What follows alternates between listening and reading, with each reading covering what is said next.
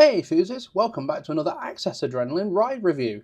This time we're taking a deep dive into Ireland's only wooden roller coaster, which is Cu Chulainn at Emerald Park. Stick around to find out all about its bone-rattling history and gain more of an insight on the layout, queue line experience, theming and ride experience before we loop back around and talk to Claire later in the video regarding its accessibility. The park, where it resides today, was formerly known as Tayto Park, which began its life in 2010 as a playground and zoo for the local people of Ashbourne, County Meath. It remained that way for a few years, but at some point, their owners, the Tayto Company, famous for their crisps or potato chips as they are to our American viewers, decided to add more to give Ireland as a country an amusement park they could begin to be proud of. This meant adding a selection of flat rides, including the Air Race, as Amperla Air Race, Rotator, as Amperla Frisbee, and Endeavour, as Amperla Enterprise, as well as one roller coaster. Now, you'd be forgiven for thinking that a park in its relative infancy would start small and then work its way up to the bigger attractions. Not Tayto Park. They went straight for the big guns and introduced Ireland to thrills with a Gravity Group wooden coaster, which would be named Cu Chulainn after an Irish legend. Not content with just having a wooden roller coaster, Tayto went straight for the records. Cu Chulainn instantly took the record as Ireland's tallest, fastest and longest roller coaster by some considerable leap. In so doing, it cemented Tayto Park as a destination for locals and enthusiasts far and wide to come and discover something new. The gamble definitely paid off, as it led to a large increase in attendance for the park. It's amazing to think that without the addition of this ride, Emerald Park as it's known today simply would not exist. Cu Chulainn was our first impression upon entering the park for the first time. We got out of our taxi and there it was, dominating the skyline. We caught a sneaky glimpse of Nafina Force and also Rotator in the peripheral vision on the approach to the park, but neither looked as imposing as Cu Chulainn. This ride literally covers the car park parking lot, running from one end of it to the other. That of course really gets you hyped for your day, and it's hard not to get hyped when you see a giant wooden roller coaster as your first view of a park. Once you're inside the park, the first challenge is locating the queue pen for Cu Chulainn. Personally, I didn't take any shots from inside the standard queue line, however, getting to it was a simple 2-minute walk from the entrance plaza, under a stone diorama of Cu Chulainn himself, and then a right turn by a basketball game to go into the cattle pen queue. Depending on how many guests there are waiting for Cu Chulainn, the queue can go from anywhere from 5 minutes up to an hour. At the beginning of the day was when we took our first ride on this coaster. Claire's husband Phil decided to take the standard queue line, while I assisted Claire in locating the accessibility entrance for this ride. The downsides we spotted to this queue were that there were A, no cut-throughs since it was an all-wood switchback queue, and B, absolutely no shade. This second point wasn't overly bothersome to us being British, and also due to the fact it was a chilly but sunny day. However, I can see this being an issue on those rare hot Irish days. Taking in the standby queue got Phil probably onto the second train of the day, while myself and Claire seeked out the accessibility options. For this, there are two options. First is the QAP line. This is a small flight of stairs right behind the ride's photo booth, and once you've climbed them, maybe about 10 or so, you're then ushered into the station from the exit side of the platform to select your row once it becomes available. The second option, and the one myself and Claire needed to use, was the wheelchair accessibility entrance.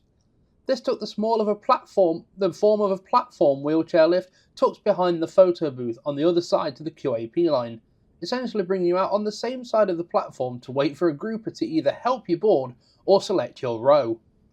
The park did have a couple of issues with this lift on our first go around, however, it was relatively trouble-free for accessibility once they got this working. Overall, I would personally rate the queue lines as a 9 out of 10 if you're considering accessibility, but that could vary depending on how long you may need to wait if you're in the standard queue. Next, let's talk about the theming of this ride. Now, I must say this is going to be a fairly brief section, as beyond the diorama walkway, there wasn't a lot to speak of in terms of theming on this ride. The lead car on each coaster's trains had been decked out with a really cool bust of the head of Cu Chulainn himself, but beyond this there wasn't much other general theming. The queue line theming was a standard wooden cattle pen, and the coaster had flagpoles going up the lift hill, although in our early November visit these did not carry any flags. And so I decided to give a theming score for Cu Chulainn of 6 out of 10. I'd say it's getting there, but it could definitely do better, though I suspect this might be all Emerald Park does for theming on this ride, since it was open back in 2015. Next, we move on to discuss the ride experience of Cu Chulainn. As I mentioned before, this is a gravity group wooden roller coaster. It has oodles of airtime, laterals and one positive G moment, as well as a lot of whip from the back row on the first drop after the train disengages the lift. Once you're inside the station, whether you've taken the standby queue, QAP line or ride accessibility lift, you wait for a grouper to call you forwards to your selected row. If you're on the standby queue, this means you file in 2 at a time on the platform behind the air gates, much in the same way as you would on most other roller coasters in rows. But if you're in the QAP or you've used the accessibility lift, you'd have waited maybe 1 to 2 trains for a gap, as the ride ops would allow you to select which row you wish to be seated in. This was good for us, as it meant we got 3 rides in total. On the first ride, we took the front row. The second ride was a back row ride, and the third was a seat forward from the back row with Claire and Phil sat behind me. Depending where you sit and what time of day it is, this can offer wildly different experiences, as wooden roller coasters tend to take time to warm up during the morning and can be running at maximum brutality later in the day.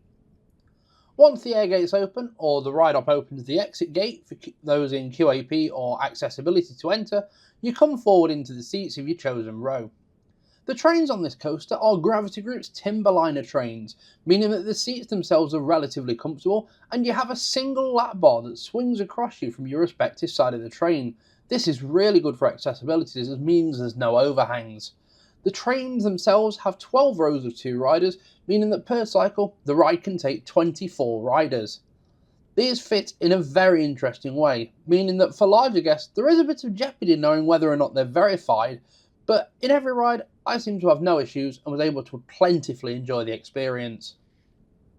Once you're sat down and your restraints have been checked and verified, the brakes release and you head around a shallow drop into a 90-degree turn. This then lines you up for the lift hill. This lift hill is relatively brisk, something me and Claire noticed on our POV released earlier this week, and is also modestly angled, meaning that the 105 foot or 32 metres of lift hill are over in a flash, meaning that what comes next comes a lot sooner than you'd expect. Once you crest the lift hill, in front of you, you wait for maybe half the train's length before gathering momentum, but in the back, you're thrown over the lift hill before the train is even disengaged and you fly down the first drop. This is a 65-degree drop that feels as steep as it looks. Now, remember how I said this drop is good in the back?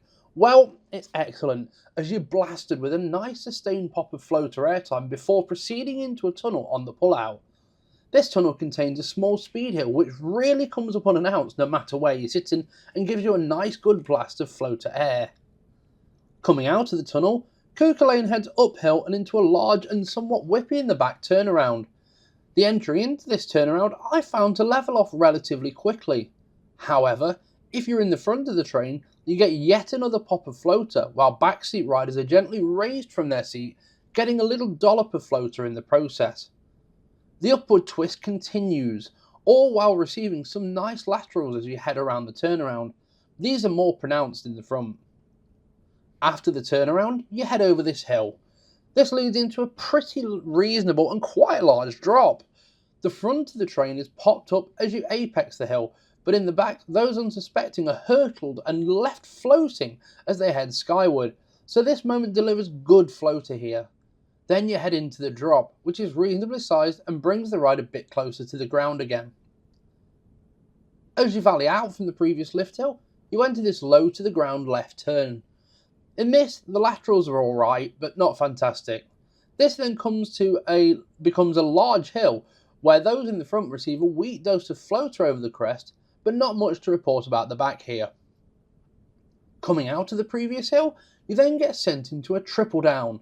I love these elements, as they really tend to showcase the out of control feeling you come to expect from a Woody. The first dip delivers a little airtime in the back, but also brings with it a rapid fire jolt of laterals, as the first 2 of these dips go from one side to the other in much the same way as a trick track would behave on other rides. The second and third hump delivers a solid dose of floater if you're sitting towards the back, I found though that the second hump doesn't really tend to do much if you're further forward, but I did see a teensy bit of floater on my front row ride, even without it being warmed up. Coming up next is probably the signature element of the ride, a 115-degree right-handed overbank turn. In keeping with the trend found in my Nafina Force review last time out, the park actually classes this as an inversion, and to be honest, I can kind of see why. The overall visuals are really cool here, as if you're on the right side of the train, you get treated to some nice head choppers with the steps and railings as you rise into the turn, and really feel like your arms could reach out and touch the catwalk from this side. Even though this likely is Cu Chulainn's signature element, I found it to be a little bit awkward despite the fun factor, as the train seemed to shed a lot of speed heading to the apex of the turn, as well as give off a little shuffle and a very noticeable jolt as you exited the turnaround. So while it was a fun element, it could also be painful if you're riding this when fully warmed up. I found it didn't seem to track anywhere near as well as a gravity group should after it had warmed up. Following the overbank, you then get sent into this dip that takes you back down to ground level, giving a little bit of floater in the back row. Once you're here, you go around this right turn that heads into a double up. I found that the first hump of this tended to give weak airtime in the front, but sadly, I saw the train lose too much speed at the crest of the second one to receive any airtime. This element is a case of what could have been, as with a bit of work, it could easily have delivered a nice pop of airtime over the top. Once you're over the hump of the previous double up, you're then thrown leftwards and into a double down. At the start, it bangs to the left, so laterals for all on entry to the first hump is the order of the day. Those in the back get some reasonable floater on the second dip, but I found this to be not so airtime heavy in the second dip for those further forward. Following this double down, you valley out into a double up, which leads into the second turnaround of the ride, this one built into the structure of the first one. If you're in the front, you get two small pops of floater. On entering the second one, it sort of has a dip down into the turn, giving out a little floater in the rear rows. Following this, you then bank upwards and left as you head into the turnaround. This then hugs the inside of the first turnaround really quite closely.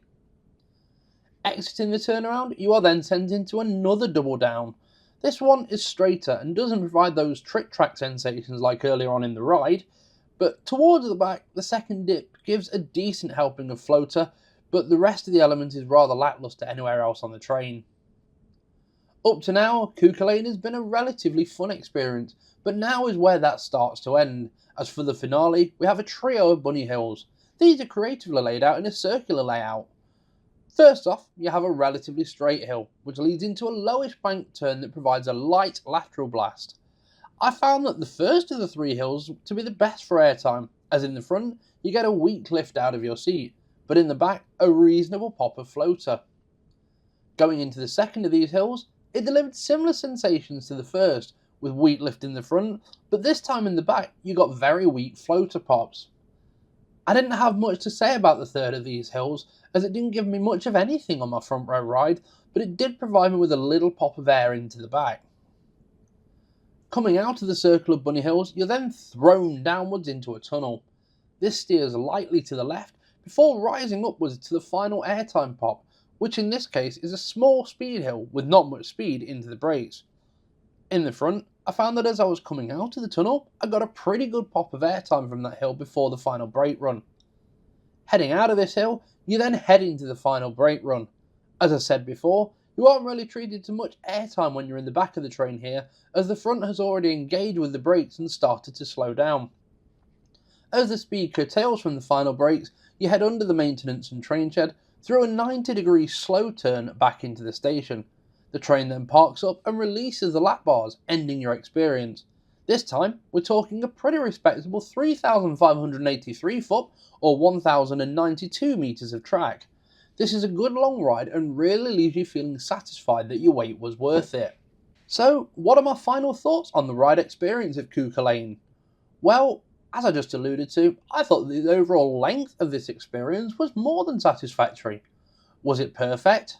Well, personally, I would have liked to have seen more airtime and laterals from this coaster, but it was good enough for what it had. One thing of note though, the later in the day you go on this, the warmer the coaster is, the rougher it'll be, especially in the back.